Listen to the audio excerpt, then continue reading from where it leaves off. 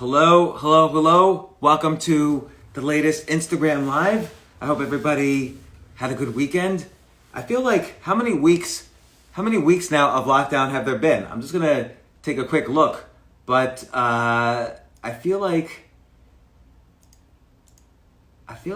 what have we been in this lockdown? So since like the second week of March, so 1, 2, 3, 4, 5, 6, 7. This is the 8th week of lockdown. It's kind of 2 months. So you're saying 6, but it's been since about the second week of March to now. It's 8 weeks, it's been 7 weeks, but this is the beginning of the 8th week, and that's a lot. Like I'm starting to see sort of the breakdown, like on my social media, the people I connect with, they all seem to be getting a little bit more frazzled, a little bit more frayed, a little bit more, not afraid, but frayed, as if they're just coming loose at the ends. And people are not used to what's happening. This is the first time in history that anybody can remember that we've been sort of essentially told to stay indoors for our health and for our safety. And, obviously, I feel like there's coronavirus data fatigue. So once again, deaths in the U.S., all across the U.S. now, new deaths per day has gone down. A week ago it was in the 2000s. Yesterday it was like 1,100.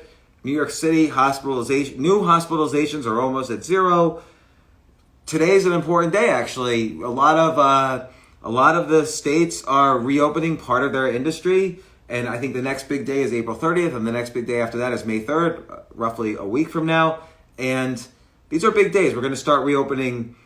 I don't know if they're opening restaurants, but you start opening up all these other businesses. Like, there's no reason a Verizon store has to be closed. There's only 2 or 3 people in there at any one point. You get your phone, whatever. What's really good is that some states now are opening up their hospitals and medical facilities to start giving medical treatments again for things other than coronavirus. A friend of mine recently had surgery for a very serious condition, and he had it a week before the lockdown. He kind of needs a checkup now to see that the surgery is going okay and it did what it was supposed to do. He called his doctor throughout this process. He was not able to go to the hospital and get tested to see if the surgery worked, or to see if he would need more surgery, or to see if there's any side effects. Like now, finally, he'll be able to do this. He's in Florida, and hopefully, the hospitals will reopen. So we're going to have some semblance. It's not going to be normal. It's never going to be normal again. But we're going to start to feel more and more normal. Like when I went out in the city this weekend, and we went to Central Park. We were wearing a mask. We stayed 6 feet from each other. We took a video, but there was a ton of people running, bicycling.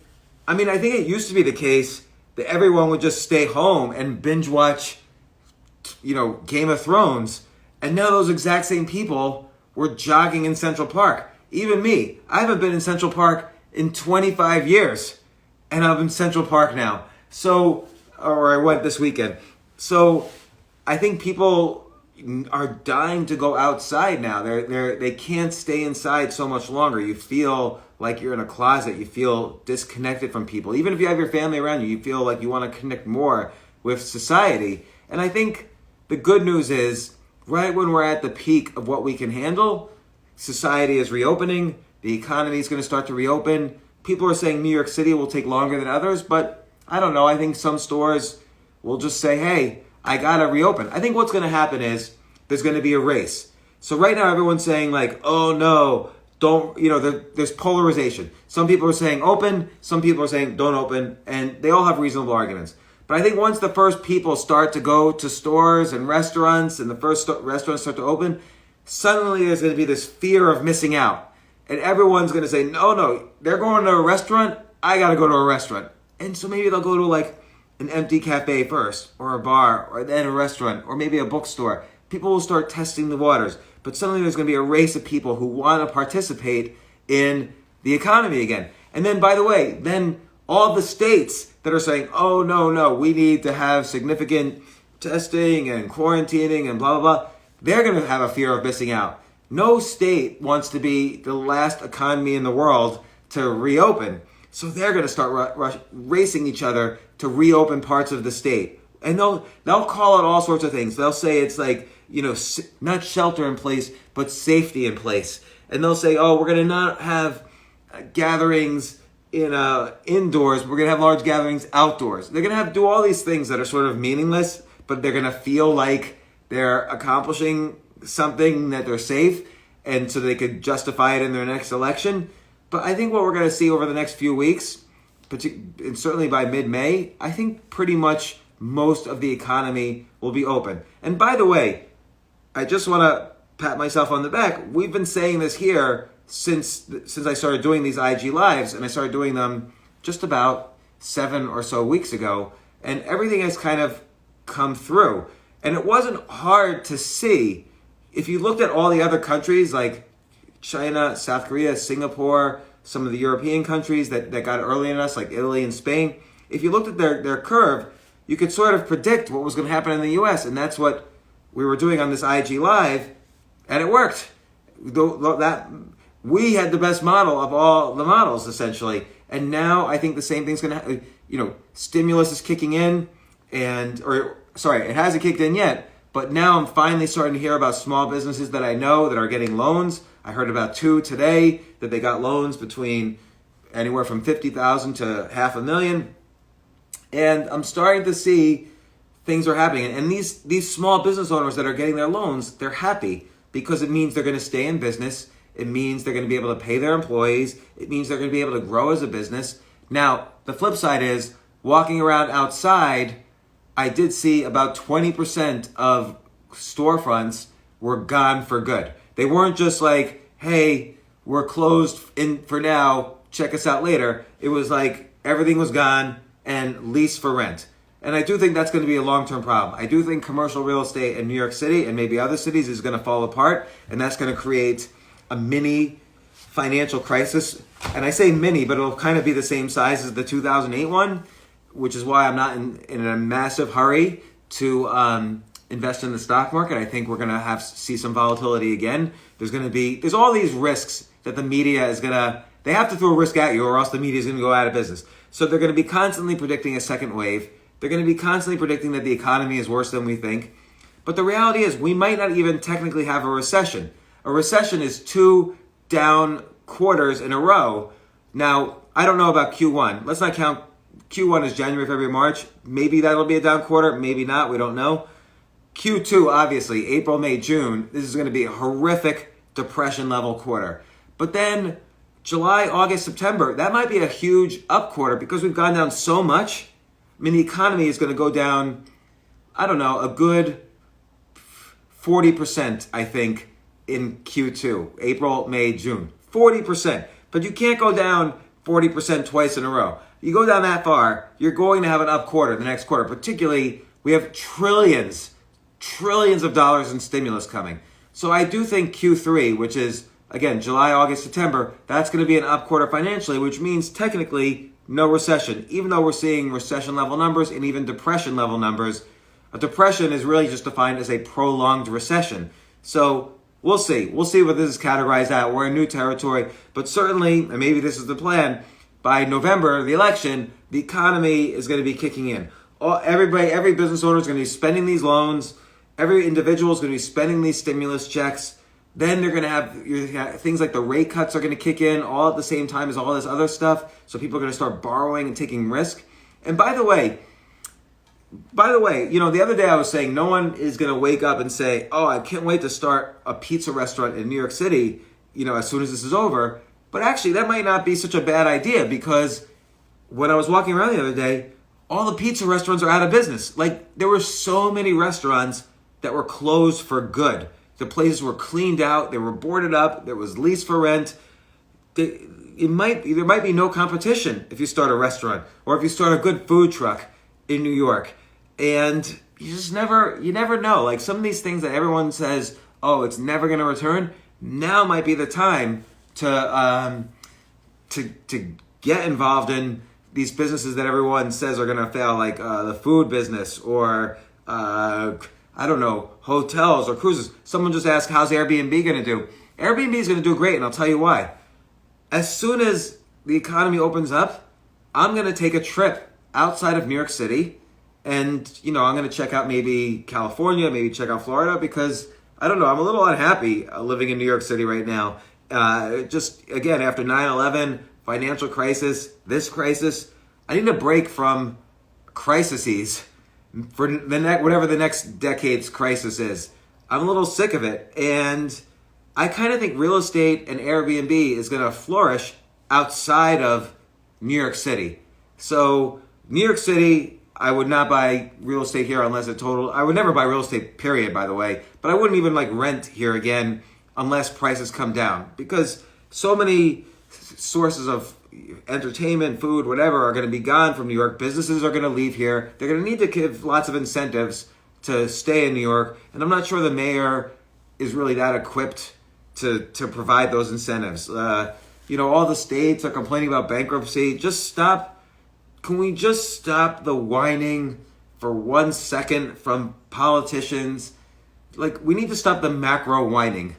Micro, everybody now needs to focus on micro. What am I going to do for a living? What am I going to do for happiness? What am I going to do for well-being? What am I going to do for myself? For the past 7 weeks now, we've been doing something for the good of society. We've been staying indoors, or we've been an essential worker, or we've been focused on protecting our family and educating our family and being loving and not so tense to our family. So we've been all focusing on everybody else, and then we've been staying indoors. Don't transmit to other people. You've got to care for other people. This is all true. But at some point, we have to turn around and ask ourselves, what am I doing for my own well-being? And everybody could say, I've been treading water emotionally during these 7 weeks, but I haven't been able to move towards goals. I haven't been able to see friends. I haven't been a part of a community. Don't forget, there's 3 sources of well-being. There's your sense of community. And we've lost all of these. Everything that's related to well-being, we've lost during these 7 weeks. So the 3 parts of well-being are community, freedom, mastery. So community is, I can see my friends, I can see my family, I could see loved ones, I could see my community. I own a bar around the corner, a comedy club / bar. I used to go there at night because I would see people who were my friends, who grew to be my friends. And I haven't had that. Nobody's had that in 7 weeks. So that's community, and we've lost it during this time. Maybe I had little pieces of that. I volunteered a couple of times. I walked around the block a couple of times, but I haven't really consistently had community. So start thinking now, how can you need to plan for this, because it's not going to happen randomly, or else if you don't plan for well-being, particularly right now when we're in this crisis, then you're just going to get thrown around by the next wave of media, fear-generated headlines. So this is really important. What are you going to do when this is over to improve community? Who are you going to see? Can you have a dinner party? Can you have a lunch? Can you go out with a bunch of friends to some activity? Can you go jogging with a bunch of friends, or have poker night with a bunch of friends? What can you do for community? For me, it's been tough, because between my wife and I, we have 5 children. 3 of them I have not been able to see during these 7 weeks, other than Zoom and stuff like that. So I'm hoping to see, my family again. So that's community. The next part of well-being that's really important is freedom. So freedom, what does freedom mean? It means the ability to do what you would like to do. It means that most of your decisions during a day are decisions you want to make and not decisions you are forced to make. And it also means you can say and be authentic, say and do what you would like to do.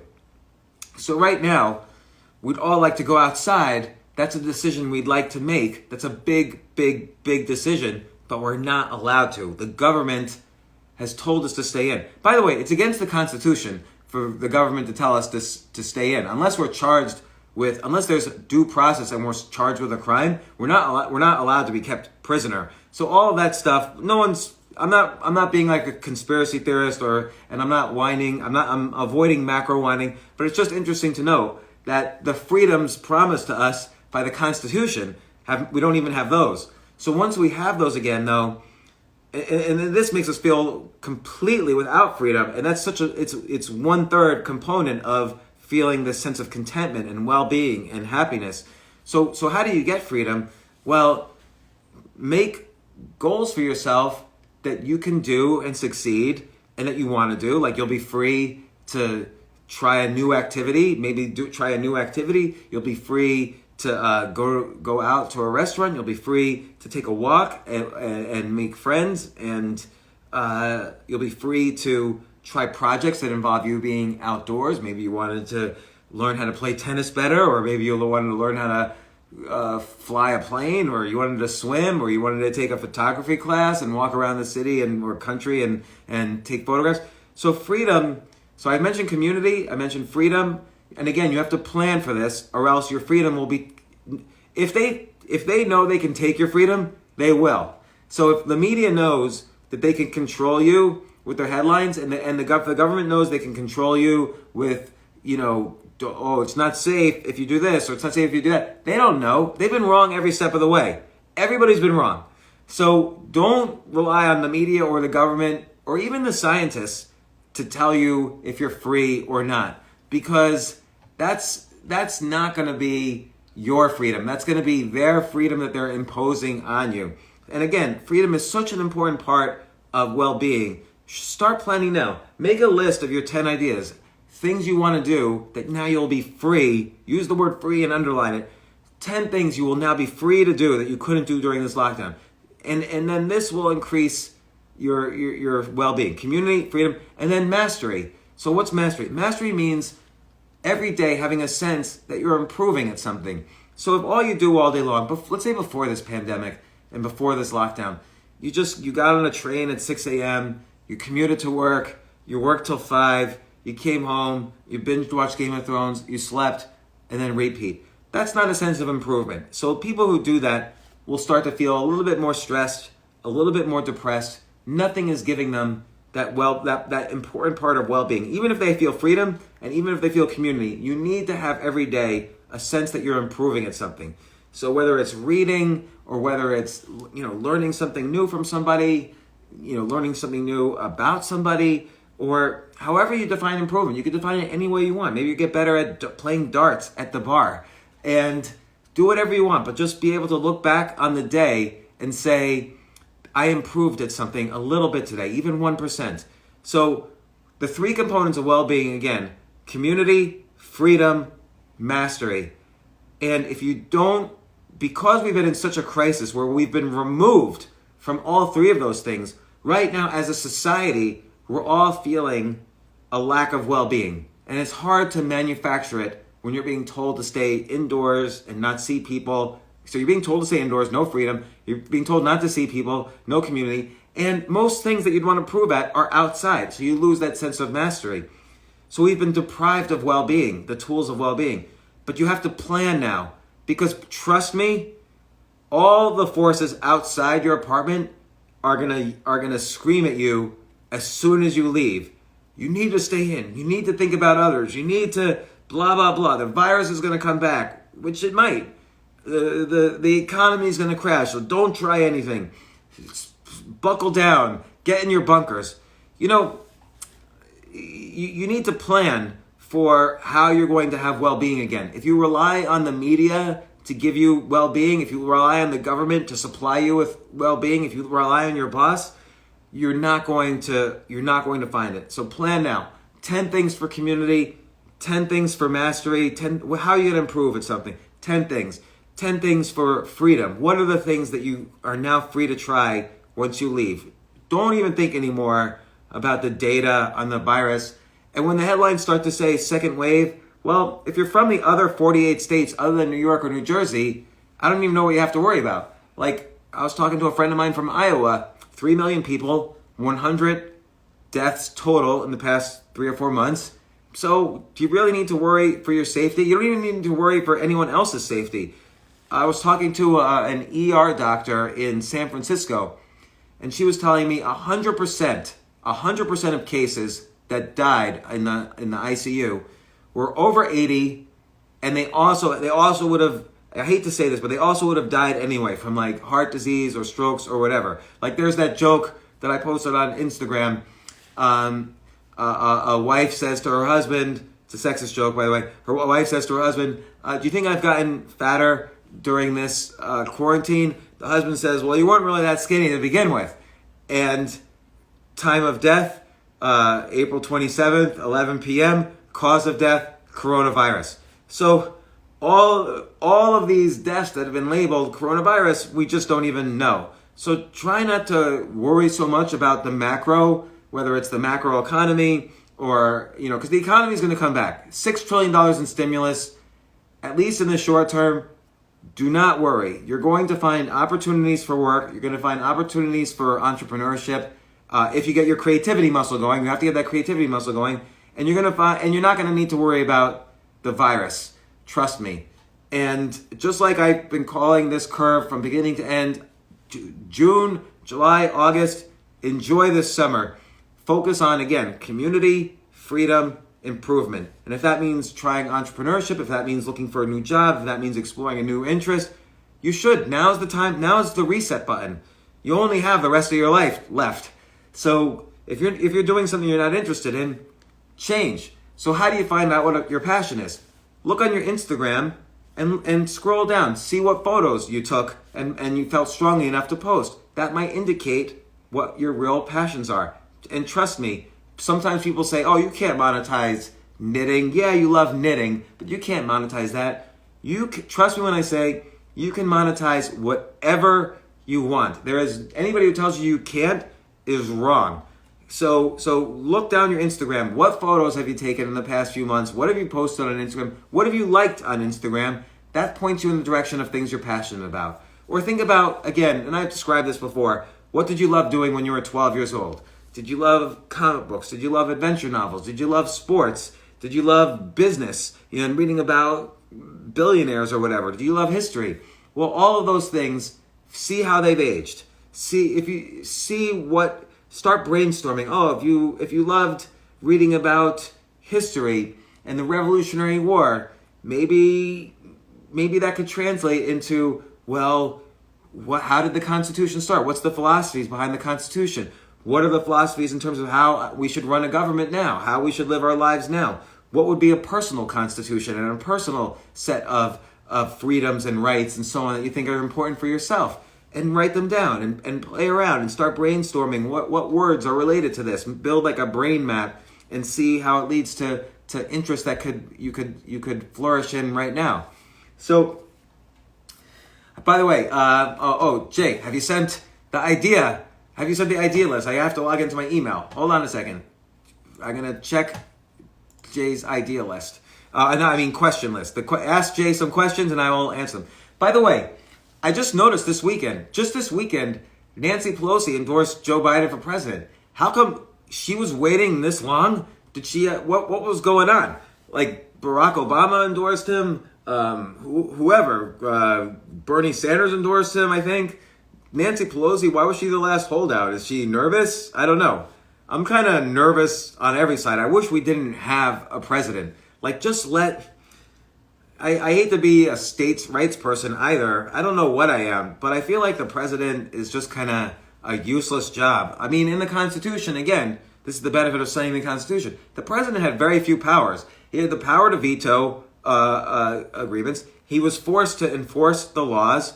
He would, if foreign leaders visited the country, he would greet them. He was like the king, sort of. He played that role. And, he had a few other roles, but there wasn't all this power that they have now. A lot of the power was, the power to make laws was Congress. The Supreme Court would judge if people obeyed the laws. That Supreme Court, by the way, did not have the power in the Constitution to determine if a law was constitutional or not. That was a power they took upon themselves when John Marshall became the head of the Supreme Court and in the early 1800s, and he gave that power to himself, and they've kept it ever since. But it's good to kind of know these things. But anyway, it's going to be an election. It's going to be fun. I actually just I made another bet on predicted.org. It was going for a penny. Mark Cuban for president. You never know if there's going to be a third party. And so for 1 cent, I bet a little bit of money, and who knows, maybe that will uptick if he actually announces that maybe it goes from 1 cent to 5 cent, and then I'll get out of the trade. And it should be mentioned, this weekend everybody was protesting in Georgia. Don't keep a lockdown. Keep the lockdown, everyone was saying. But in Georgia, it's common sense. Some businesses are opening, some aren't. There's social distancing still. People are wearing masks. You got to stay no more than 10 patrons per 500 square feet of space in your restaurant. Keep 6 feet. No more than 6 feet per party. By the way, the right to gather was a critical part of the Constitution. So it's very interesting that, again, it's just funny to look at it. All the rights that we were given because we protested being, not having freedom. All the rights that we were given, like the right to gather, the right to leave your home in safety, the right to not be harassed by police, all those rights were taken away from us during this lockdown. Okay, nobody complained. I understand it was for the safety of all, but it's just an interesting thing to note, and I hope that never happens again. By the way, really interesting to see too, trends. On Etsy, so Etsy is like this you make arts and crafts and you sell them on Etsy. So one of my daughters, she's making these tie-dye shirts and pants, and she's getting ready to sell them on Etsy, and they're really creative and pretty and so on. But it's interesting, 50,000 different mini stores on Etsy switched from selling clothing to selling surgical masks, and they are killing it. Who else is killing it? So I was just reading about ashleymadison.com, which is I didn't even know it still existed. Apparently they do. So ashleymadison.com is the site where their motto was, life is short, have an affair. So they've been getting 17,000 new members a day. They're breaking all their records, but during the lockdown. So how did that work? Well, people would not obey social distancing, these 17,000 a day. So over 2 months, how many people is that? That's like 500,000 people. So, or more. No, it's like 1 million people. So, during the course of this lockdown, almost 1 million people have signed up to have affairs at ashleymadison.com. Like, there's going to be an interesting changes in divorces and social structures. But it just struck me that all these people who were probably yelling, you've got to stay locked out and social distance, they were going off, having sex with a mistress, and then returning to their families. So, I don't know. Everybody's a hypocrite. I'm kind of disgusted with a lot of, I'm not unhappy, but I'm kind of like thinking to myself, I'm kind of thinking to myself, a lot of people who I used to respect and admire, just seeing the way they would argue things on social media, just kind of like, I'm glad I'm not going to be... You have freedom to choose your friends now after this as well. And now some people I used to think I wanted to be friends with because I wanted them to respect me, and I felt good when they respected me. But now, seeing their behavior, I just don't care at all. And I realize I don't even want to be friends with a lot of people who I used to think I wanted to be friends with. But that's just me. Maybe I'm a little too annoyed. So, when are you going to open the Comedy Store? Well, I don't own the Comedy Store, but I own a place called Stand Up New York on 78th and Broadway, and we're going to open it up the very day we're allowed to open it up, maybe sooner. You just gave me an idea. Maybe we should open it up before New York City allows us to open up. We won't have any customers, but at least we would stand out and make a statement. So, good thinking. So, and then, we've been organizing, and I shouldn't say we, I haven't been involved in this, but we've been organizing kind of stand-up New York live streams of comedy, but that's just BS. Like, nobody wants that. Like, I don't care about that. Thoughts on UBI? I've always been in favor of some form of UBI. And in fact, they're talking about, bailing out the states with $500 billion. Screw that. Let the states, I don't care about, the states. What? I want my tax dollars going to the government and then going to New York so they can keep SUNY Oswego open or whatever. Screw that. Here's what, instead of giving $500 billion to the states, just give them directly to the adults who need money. Let's say there's 150 million adults in the U.S. Let's just say 100 million adults in the U.S. 500 billion, that's $5,000 a person, right? Thousands, 100, yeah, $5,000 a person. Forget the states. Just give another $5,000 check to each worker, and they'll pay the money, and they'll spend the money, and the people they spend the money on will spend the money. That'll increase taxes to each state, and it'll get the economy moving so much faster. Like, stop worrying. The government should stop worrying about, oh, is the states okay? Are the cities okay? Are the banks okay? But people need money right now. They've been out of a job. There's 26 million people who have been staying at home without a job for the past 7 or 8 weeks. Like, give them the money. I'm sick of all these governors like, oh, we're running out of money. Sell off a highway. Sell off your stupid public college system, which public colleges have value. Like the SUNY New York system, they own like 20 hospitals. Those are businesses. By the way, hospitals are the economy. Like, hospitals don't survive without a good economy. The worse the economy is in a country, the worse the healthcare. People don't seem to realize that when they argue against opening the economy. But anyway, no macro whining. But I am in favor of a UBI. I always said this, but I didn't like, and I think Andrew Yang is like a smart guy, but I don't believe in fear-mongering over automation. And now you'll see, automation is going to surge after this lockdown is over, because doctors need help from robots because they don't want to touch everyone. Drones are going to start delivering. In North Dakota, they're already testing drones doing backyard deliveries of groceries. So drones are going to be all over the place. Automation is going to happen. It's never worked in the history of the United States. It's never worked to argue against innovation. And people always say, oh, this time it's different. No, it's not. It's the exact same every single time. You can't argue against innovation. It's going to happen whether you argue about it or not. But that said, I do like the concept of a UBI.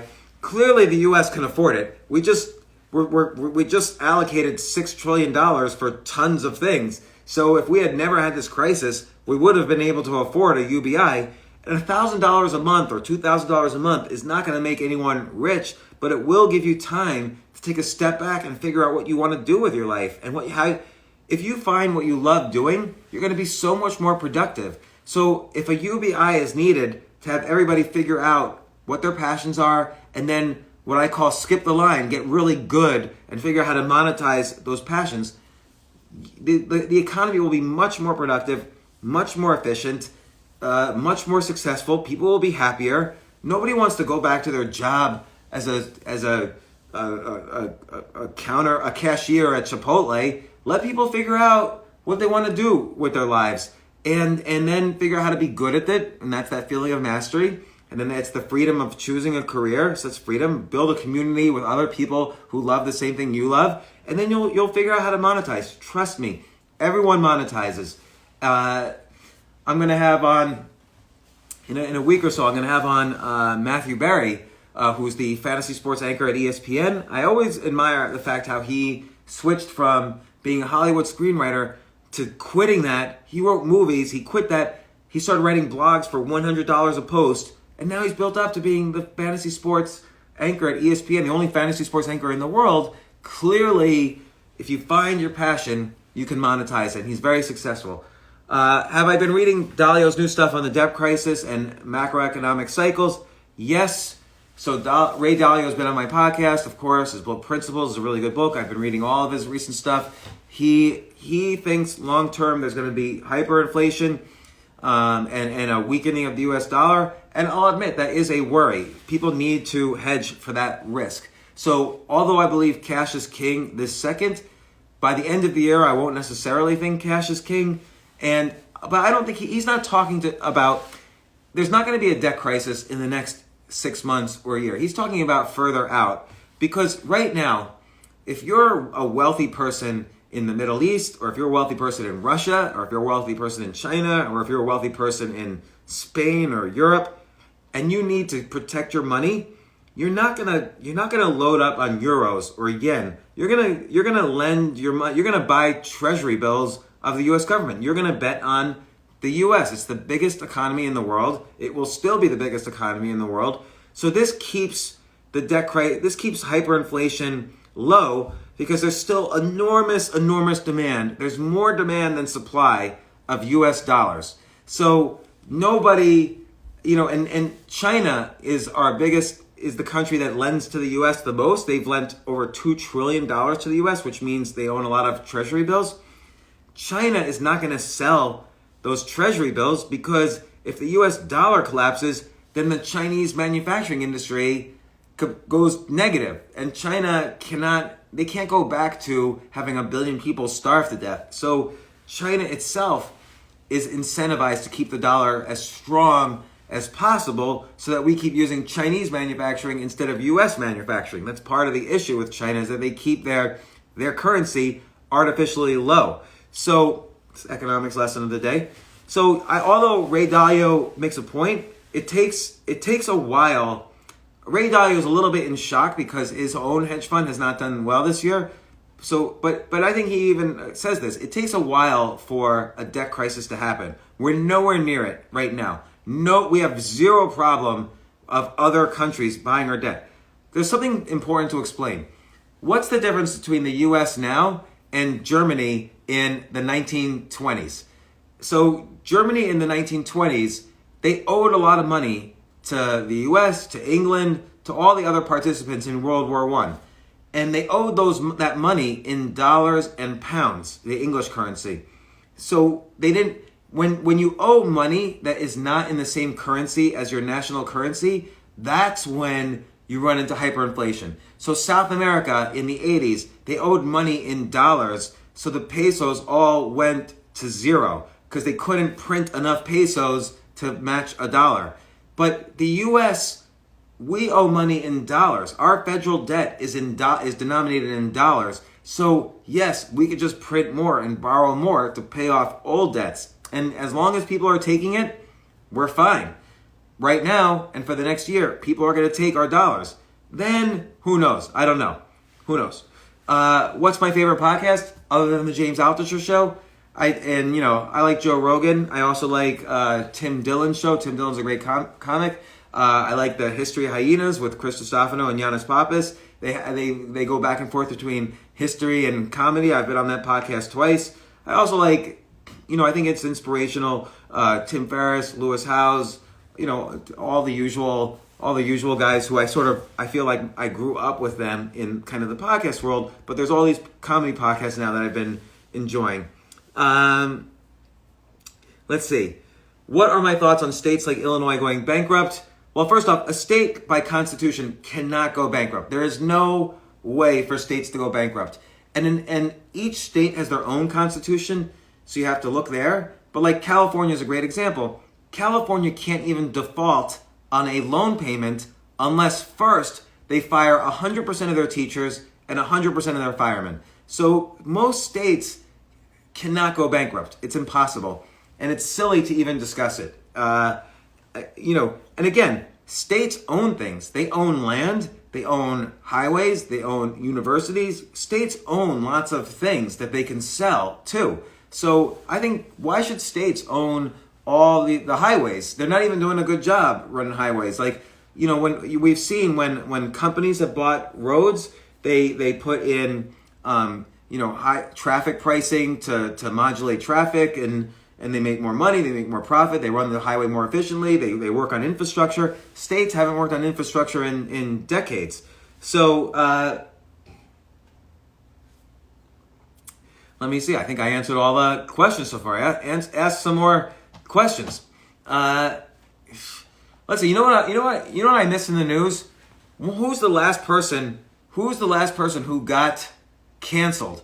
Remember how every day I would just wake up excited.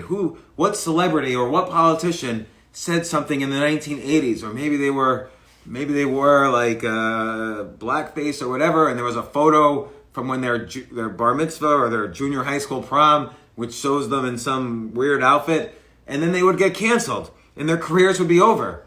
I miss that. What happened to cancel culture? Is there any more cancel culture? I feel like everybody can just come out now and there's no more cancellations. Who's the next person? When things are recovered when somebody gets canceled because in a recorded phone call from 1991 they used a racial slur about some group and now their whole career is over. And by the way, I'm not saying their career shouldn't be over, but things are back to normal when we focus on canceling people once again. And so we'll see. Let's see. I took some notes on the news. Oh, by the way, I like the fact that Udacity, which is an online school, is offering what they call nano degree programs for $1,000. So you can get a nano degree in mobile programming and app programming from Udacity. And that's, to me, for just $1,000. You don't need to spend $300,000 from some crappy school to get a computer science degree. For $1,000, get a Python degree, a mobile apps degree, whatever. And skills for the next 10 years, skills are going to be more important than certificates. Ideas are going to be more important than certificates. Ideas are going to be the currency. And again, you develop ideas by exercising the idea muscle. 10 ideas a day. I don't think I have my notebook on me. Oh, I do have my notebook. Let me see if I have my latest idea list. I was coming up with a fun list the other day. Yeah, so I was thinking, I was just thinking of like stupid ideas. I wanted to make a list specifically of stupid, insane ideas. So how's this stupid idea? Okay, someone asked, great, I'll stick with the questions. Someone asked, what do I think of the gig economy? I think the gig economy is great, and I think it's going to change, but the gig economy is going to rise faster than ever right now because people have been working from remote. So a gig might be, hey, instead of making sweaters or shirts, make surgical gowns or surgical masks. Another gig economy might be, ghostwriting a novel. Another gig economy might be making logos for people or making designs. Like I just outsourced this morning a logo for something I'm working on. I think the gig economy is going to be bigger than ever. You just have to find what's needed. So remember, every business model has these three components. Some group of people have excess of an object. Some group of people want access to that object, and there's a platform in the middle. So Uber, cars have empty seats. There's a group of people who want access to those empty seats, and Uber's the platform in the middle that connects the two. So think in terms of, in the gig economy, you know what the most valuable gig is?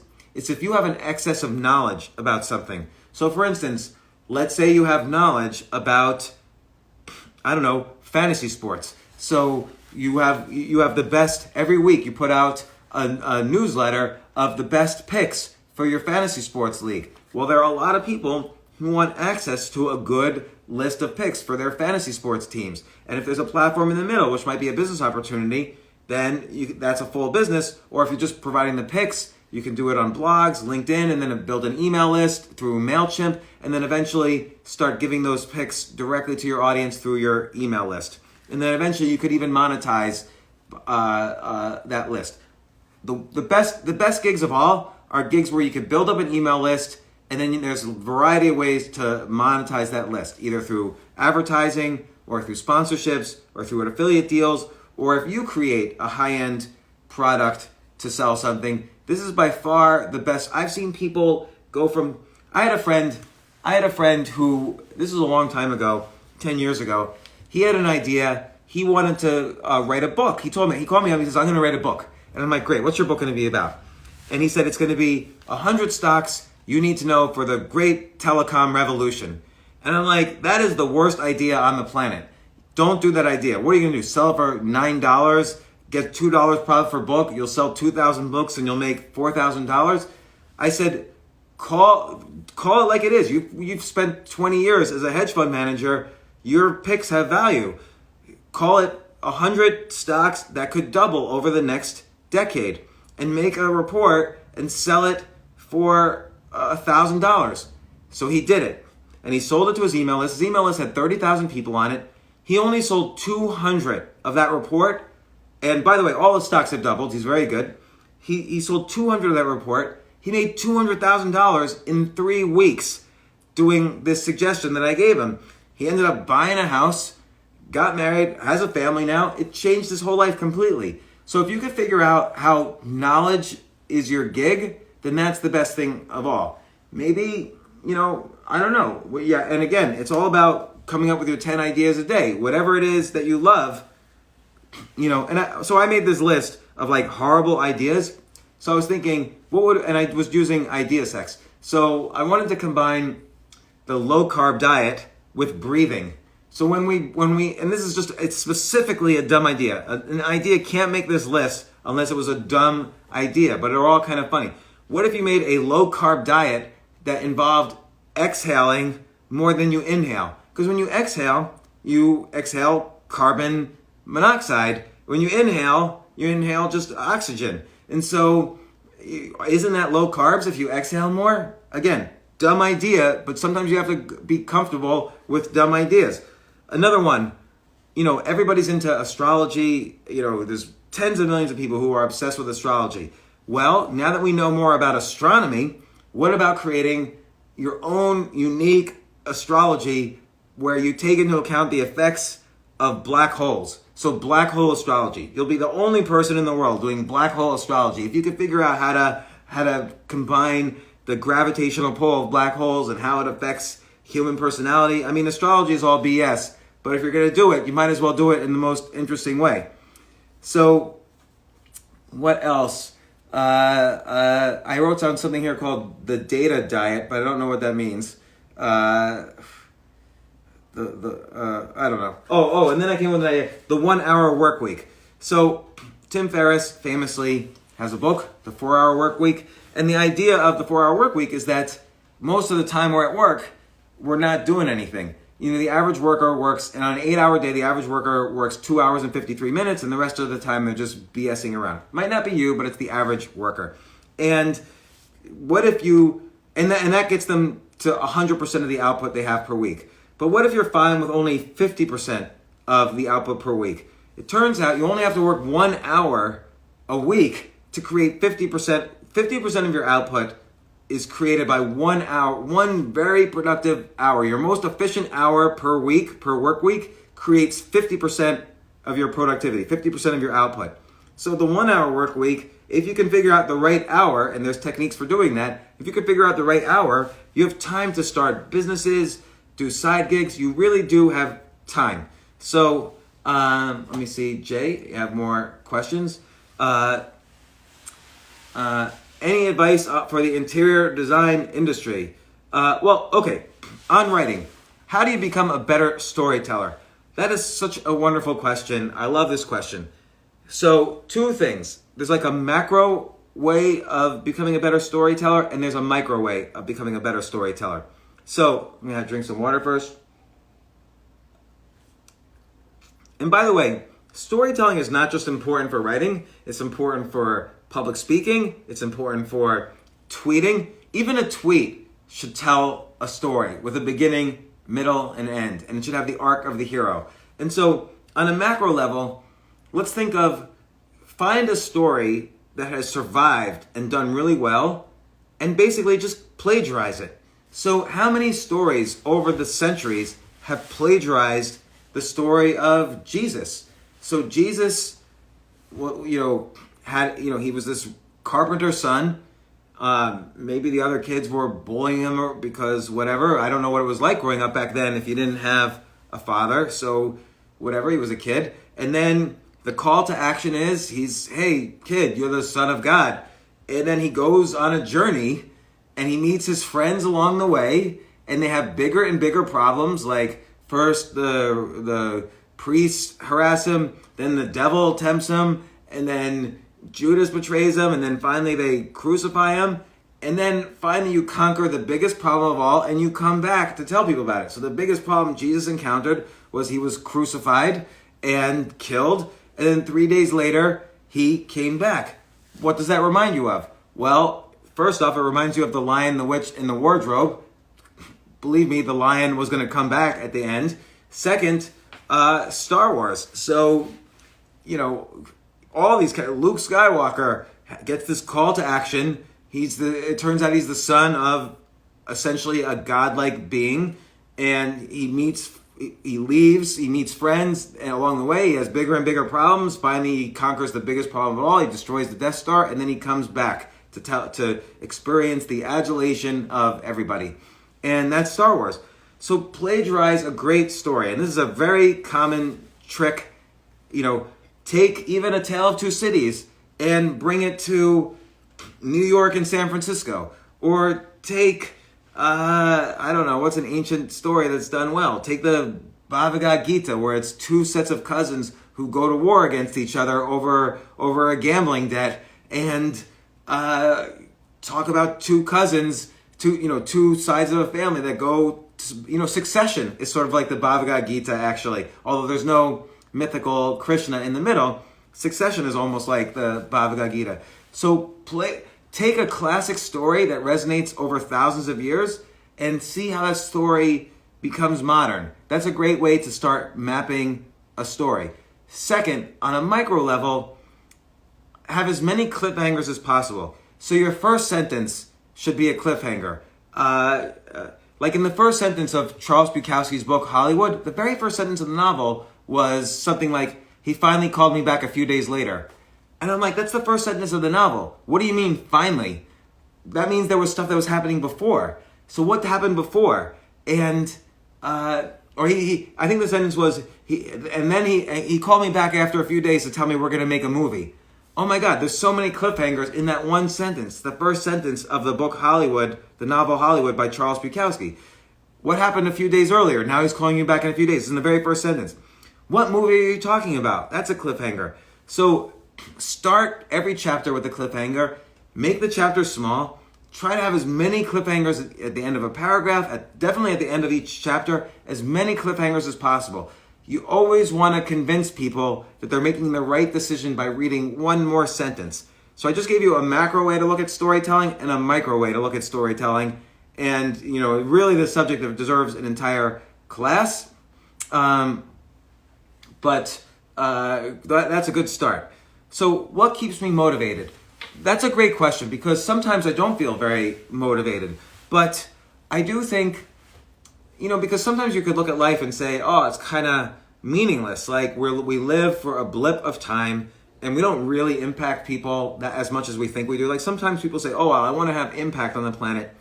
Yeah, but you don't really. You're just saying that because of your own ego. Like I always go to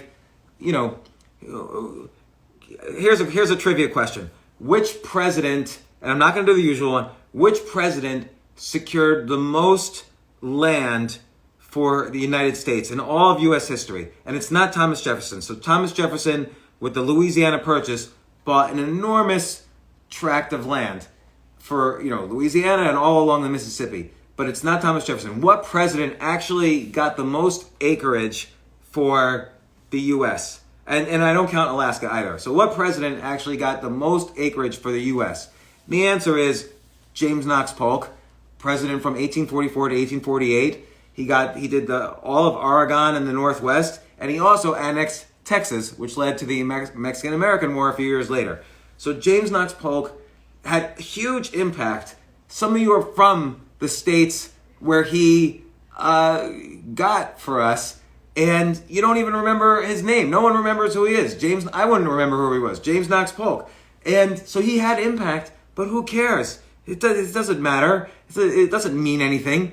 So you kind of have to find motivation for internal reasons. And again, I started this off by saying, one thing this lockdown has done to us is it's taken away the three components of well-being: community, freedom, mastery. So what motivates me now, coming out of this period of lockdown, is, and I'll write them down in my 10 ideas. What motivates me now is coming up with 10 ideas where I feel like, oh, now that the lockdown's over, I'm free to do X, Y, Z, A, B, C, D, E, F, G. 10 ideas. What can I do for community? So I have meaning. The meaning and the motivation of my life is to increase my sense of well-being after it's been clamped down for 7 weeks of this lockdown. So again, community, freedom, mastery. 10 ways to improve my feeling of community and my feeling of belonging. 10 ways to improve my feeling of mastery. 10 ways to improve, and by feeling of mastery, how can I improve things? Like, well, I haven't been doing stand-up comedy for the past 7 weeks. I've got to get back to improving at that. I haven't been, having meetings with people about investing. I have to get back to that. I haven't been learning as much by going outside and talking to people. So freedom, community, mastery, make your meaning local now, meaning what are you going to do in the next few weeks to improve, to drastically increase your well-being so you come racing out of the gate when this lockdown opens. The people who come racing out of the gate and with the meaning in life that they want to improve the three components of well-being, these are the people who will succeed in the new normal, at least short term. And the people who are still like, oh no, you should lock down, the second virus is coming, those people are going to be left in the dust. Do not be one of them. If you are one of them, nothing can help you. What is my book idea? So the book idea that I just submitted this book, but now I'm in the editing stage. The book I just submitted to a publisher it's called Skip the Line. And it's, if you decide now, for instance, that, oh, you're not going to be a paralegal anymore. You're really interested in, public speaking. So you want to be a professional public speaker. Or you're really interested in thriller. So you want to be a thriller novelist. Or you're really interested in being an entrepreneur. And you want to be an entrepreneur that advises restaurants on how to be better. I don't know. I'm making it up. My idea is, the book is called Skip the Line. And it's how no matter what age you are, no matter when you change interests, you could skip the line and very quickly, using the techniques I described, become the best. So most people, I'll just give an example from my own life. Most people who become hedge fund managers, they get an MBA, they major in business, they work at Goldman Sachs, they work at a hedge fund, and then finally they become a hedge fund manager. For me, the beginning of my interest in investing to the end was 2 years, and I started raising money and I started having a successful hedge fund. For comedy, most of the time people do it for 15 to 20 years before they're touring internationally. I've been doing it for a few years, and I've already toured through the Netherlands. I was supposed to go through Canada this month, a couple of days ago. So there's always ways to skip the line, no matter what you're interested in. And I write about all of those techniques, everything that I've learned and everything I've learned from 560 interviews with really high performance peak performers, and also what I've learned from studying, the 40 or 50 businesses I've either invested in or started, and some were successful, many were failures, and I learned a lot. So Skip the Line is all about everything I've learned. It's really my biggest book ever. What's the next big industry after this pandemic? I think, remote work, delivery, telemedicine, AI and big data and how it mixes in with medicine and logistics and transportation. I think content creation. If you're a content creator, you're going to win. Because take podcasts, for instance. How many podcasts are basically going to die after this because they never really were around to begin with, and now this was just sort of the nail in the coffin and they won't exist. So if you stuck through this and you start a podcast, or you start a good, unique podcast, you're going to do very well. Content creation is going to win because people are going to consume more content online. Let's see, another question. Do you recommend try to write 2 books at a time? Why not? The key with skipping the line is experimenting. So experiments are short-term things you try. You have to do things.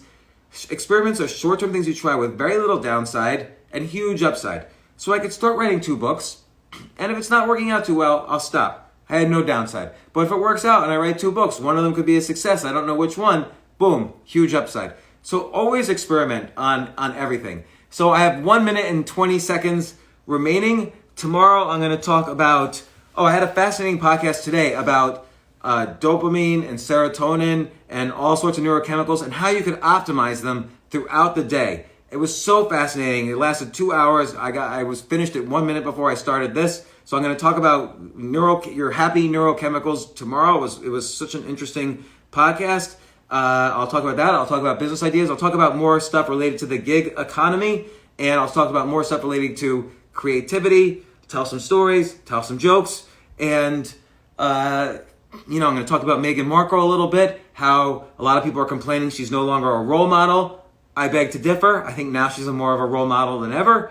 And I'm hoping once again we can return to subjects like Meghan Markle instead of this virus. So I will share this video on my IG stories. It'll be on the live section. And I'm going to move it to YouTube by this evening. So thanks everybody, and I'll see you 2 p.m. tomorrow. 2 p.m. tomorrow. See you. Bye.